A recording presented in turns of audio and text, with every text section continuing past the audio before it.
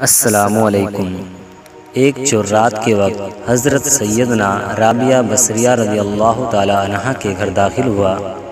اس نے دائیں بائیں ہر طرف پورے گھر کی تلاشی لی، لیکن سوائے ایک لوٹے کے کوئی چیز نہ پائی۔ جب اس نے نکلنے کا ارادہ کیا تو آپ رضی اللہ تعالی عنہ نے فرمایا، اگر تم چالاک اور ہوشیار چور ہو تو کوئی شے لیے بغیر نہیں جاؤ گے۔ اس نے کہا، مجھے تو کوئی شے نہیں ملی۔ آپ رضی اللہ تعالی عنہ نے فرمایا، اے غریب شخص، اس لوٹے سے وضو کر کے کمرے میں داخل ہو جا اور 2 رکعت نماز ادا کر، یہاں سے کچھ نہ کچھ لے کر جائے گا۔ اس نے آپ رضی اللہ تعالی عنہ کے کہے مطابق وضو کیا، اور جب نماز کے لیے کھڑا ہوا تو حضرت سیدنا رابعہ بصریہ رضی اللہ تعالی عنہ نے اپنی نگاہیں آسمان کی طرف اٹھا کر یوں دعا کی، اے میرے آقا و مولا، یہ شخص میرے پاس آیا لیکن اس کو کچھ نہ ملا۔ اب میں نے اسے تیری بارگاہ میں کھڑا کر دیا ہے، اسے اپنے فضل و کرم سے محروم نہ کرنا۔ جب وہ نماز سے فارغ ہوا تو اس کو عبادت کی لذت نصیب ہوئی، چنانچہ رات کے آخری حصے تک وہ نماز میں مشغول رہا۔ جب سحری کا وقت آیا تو آپ رضی اللہ تعالی عنہ اس کے پاس تشریف لے گئیں تو اسے حالت سجدہ میں اپنے نفس کو ڈانٹتے ہوئے اور یہ کہتے ہوئے پایا، جب میرا رب مجھ سے پوچھے گا کیا تجھے حیا نہ آئی کہ تو میری نافرمانی کرتا رہا اور میری مخلوق سے گناہ چھپاتا رہا، اور اب گناہوں کی گٹھری لے کر میری بارگاہ میں پیش ہے، جب وہ مجھے عطاب کرے گا اور اپنی بارگاہ رحمت سے دور کرے گا تو اس وقت میں کیا جواب دوں گا؟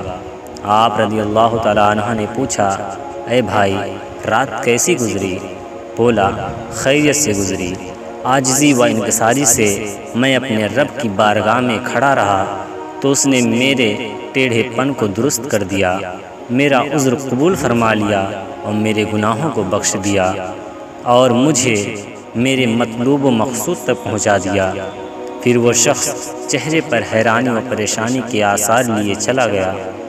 حضرت سیدنا رابعہ بصریہ رضی اللہ تعالی عنہ نے اپنے ہاتھوں کو آسمان کی طرف اٹھایا اور عرض کی، اے میرے آقا و مولا، یہ شخص تیری بارگاہ میں ایک گھڑی کھڑا ہوا تو تو نے اسے قبول کر لیا، اور میں کب سے تیری بارگاہ میں کھڑی ہوں، تو کیا تو نے مجھے بھی قبول فرما لیا؟ اچانک آپ نے دل کی کانوں سے یہ آواز سنی، اے رابعہ، ہم نے تیرے ہی وجہ سے اسے قبول کیا اور تیری ہی وجہ سے اسے اپنا قرب عطا فرمایا۔ اے میرے پیارے اسلامی بھائی، پختہ عزم والے تجھ سے سبقت لے گئے اور تو غفلت کی نیند سویا ہوا ہے۔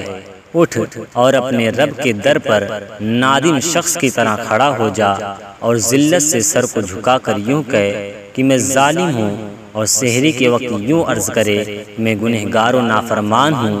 اے مالک و مولا، میں تیرے عفو کرم کی امید لیے تیرے دربار میں حاضر ہوں، مجھے معاف فرما دے، اور اس کے نیک بندے سے مشابہت اختیار کر، اگرچہ عمل کے اعتبار سے تو ان میں سے نہیں، پھر بھی ان کا قرب اختیار کر۔